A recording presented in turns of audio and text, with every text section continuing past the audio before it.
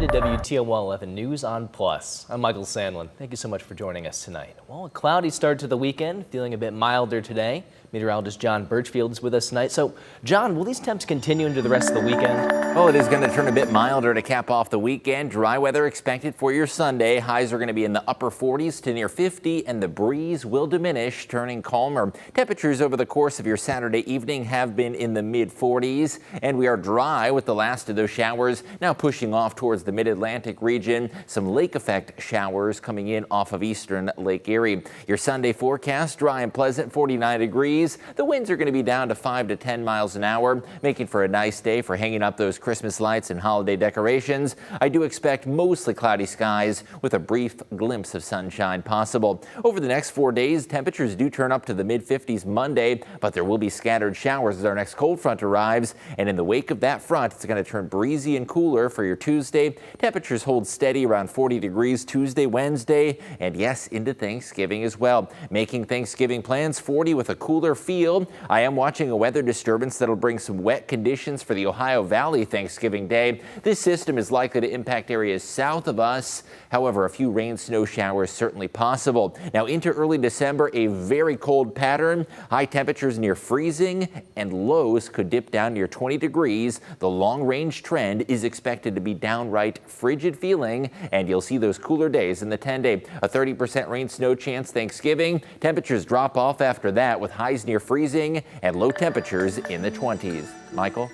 All right, thanks, John. The city of Findlay and Hancock County leaders are continuing to address efforts involving flooding issues. It's a problem they've been trying to fix over the last decade. And this month, the county and the city have approved for $24 million flood hazard mitigation funding from FEMA to advance ongoing flood mitigation efforts. Coming up tonight at 11, we'll hear from Findlay's mayor about what these efforts will look like and when this project could be complete.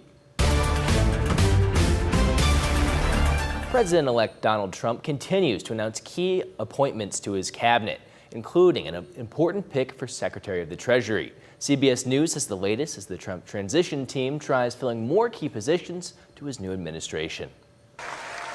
Billionaire hedge fund manager Scott Bessent is Donald Trump's pick to lead the Treasury Department. If confirmed, Bessent would be key in implementing sweeping tariffs on imported goods, which the president-elect has said are necessary to raise revenue and protect American industries.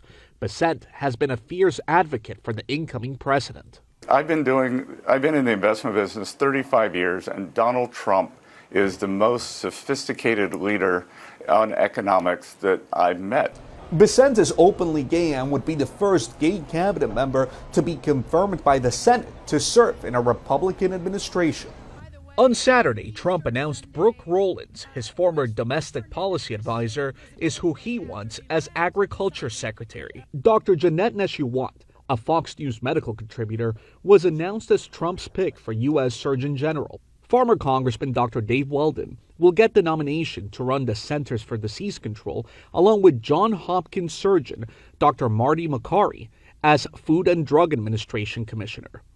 He is the strongest human being I know. Former Florida Attorney General Pam Bondi, another fierce loyalist, is Trump's new choice for Attorney General after former Congressman Matt Gaetz bowed out from the confirmation process over sexual misconduct allegations. Gaetz has denied any wrongdoing. Russell Vought, an architect of Project 2025, has been tapped by Trump to serve once again as White House budget chief. If confirmed, he would work closely with businessmen Elon Musk and Vivek Ramaswamy on their so-called Department of Government Efficiency, seeking to slash trillions from the federal budget. Cristian Benavides, CBS News, West Palm Beach, Florida. Controversy in Monroe County as a commissioner is sworn in despite a federal drug conviction. Mark Brandt resigned from his role as county commissioner in September after he was convicted and sentenced to 18 months behind bars. Then this month, he ran again for the position and won. The county board has since formed a new ethics committee to review best practices after his re-election. The situation has also sparked criticism within Brandt's own party. The Monroe County Republican chair says the party should have picked a different candidate when Brandt was initially charged. We'll continue to follow this developing story as the committee works on its recommendations. Lebanese officials say Israeli airstrikes killed at least 20 people and injured dozens in central Beirut. Meanwhile, diplomats are scrambling to broker a ceasefire, but say obstacles still remain. The current proposal calls for a 2-month ceasefire during which Israeli forces would withdraw from Lebanon, and Hezbollah would end its armed presence along the southern border. Officials say Israeli attacks have killed more than 3,500 people in Lebanon in the months of fighting. There's thousands of years of history involved in the war in Gaza. It can be hard sometimes for people living here in America to understand what the reality of the situation is for those living over there. That's why a local man who spent a lot of time traveling to the Holy Land wanted to shine a light on the struggle. Veterans of Peace Northwest Ohio Peace Coalition hosted Reverend Larry Clark to provide his eyewitness account of the region and help people get a better understanding of what's going on. He also believes it's important for those who want peace to speak out. It seems like there are a lot of folks who don't want peace, that they are thinking that through military action you can make peace. And I think it's been proven historically that's not how it works. The presentation was held this afternoon at the Franciscan Center of Lourdes University. New at 6, the Ohio State Highway Patrol is investigating a deadly head-on crash on the turnpike. It happened just after midnight at milepost 26 in Fulton County. Troopers say one of the drivers crossed the median and slammed into another semi. Both drivers died, and the passenger in the second semi was not injured. And the investigation continues after a deadly crash in Hancock County last night. The collision happened at the intersection of State Route 15 and Township Road 190 in Amanda Township, just south of Findlay. Officials say 54-year-old Brian Post and 60-year-old Sonia Dodds Post were driving northbound when their vehicle was hit by a truck. Post and Dodds Post both died from the crash, while the driver of the truck has minor injuries. The holidays are known as a time of giving, but not everyone has goodwill towards men and women. This time of year, you see and hear a lot about porch pirates, and for one woman, it's a story that seems to be on repeat. Andre Norrells has this story. It's quick. Porch pirates are hitting homes ahead of the holidays. One of those homes belongs to Kristen Perez. I was appalled. I couldn't believe it. She ordered an iPad for her daughter from AT&T last month, and shortly after it was delivered, it was stolen. We had to call AT&T, we had to call FedEx, we had to make a police report with Toledo Police just so we can get it replaced, for the replacement to get stolen again. Stolen again. You heard that right. It's like they get our delivery information and they're here waiting for our packages before we even get a chance to get to the door. FedEx delivered the package at 4:39 on October 29th, and less than a minute later, someone swipes it. I think that it's not just me. I mean, he's getting people's information and doing the same thing.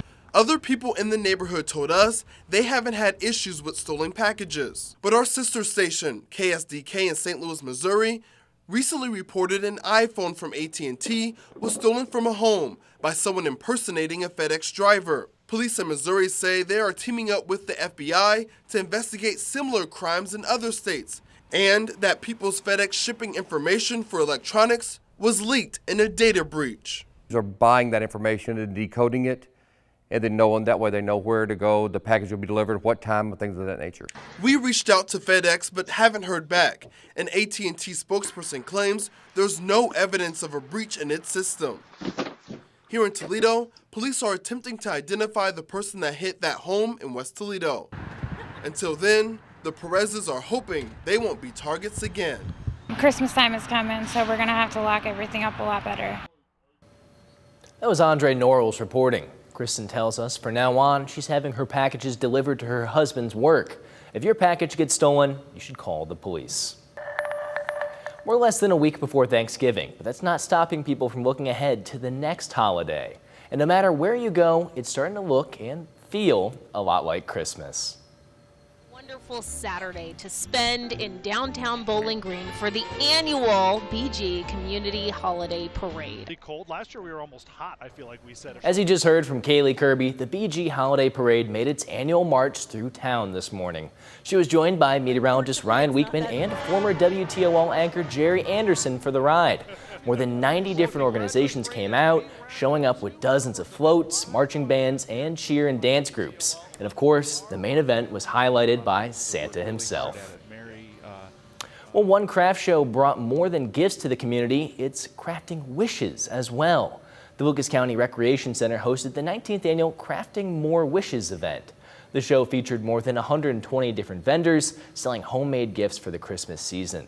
Some of the vendors have a cause of their own, like Hank Flores and the Purple Penguin, providing awareness of epilepsy in honor of his grandson.